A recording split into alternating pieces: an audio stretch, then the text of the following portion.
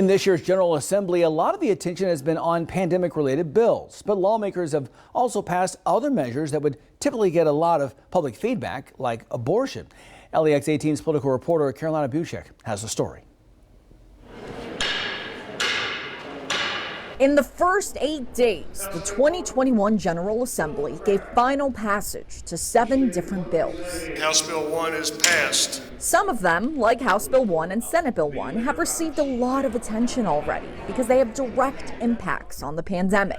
House Bill 1 allows schools and businesses to stay open during the pandemic if they follow guidelines set by the CDC or the governor, whichever is less restrictive. And Senate Bill 1 curbs the governor's emergency powers by putting a 30-day limit on emergency orders. We will not repeat having one person in total control for the amount of time without input from the people's branch of government. But some of the other bills that passed didn't get the same public attention this time around. There are 2 that are related to the issue of abortion, which has been a hot topic in Frankfort over the last few years. House Bill 2 is passed. House Bill 2 gives the Attorney General the new authority to independently regulate and enforce violations on abortion clinics. Currently, the Attorney General can only do that with the permission from the governor's administration.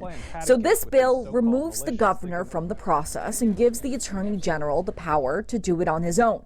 The bill's sponsor said the bill was necessary because Governor Beshear hasn't enforced or defended the anti-abortion bills passed over the last few years. Ladies and gentlemen, in recent years, this General Assembly has passed some of the strongest pro-life legislation in the nation. But unless we have someone to defend and enforce our laws, those laws are rendered meaningless. But pro-choice lawmakers say this bill will ultimately hurt women. Some women cannot afford to bear children, and yet House Bill 2 is designed to force them to carry a fetus. This is about power, domination, and control over our bodies. And then there's Senate Bill 9, the Born Alive bill. That requires doctors to take life-saving measures after a failed abortion. Both of these bills are on the governor's desk where he is expected to veto them. But his veto won't be able to stop the bills. Republicans have the numbers to override the governor's decision. In Frankfort, Carolina Buchek, LEX 18 News.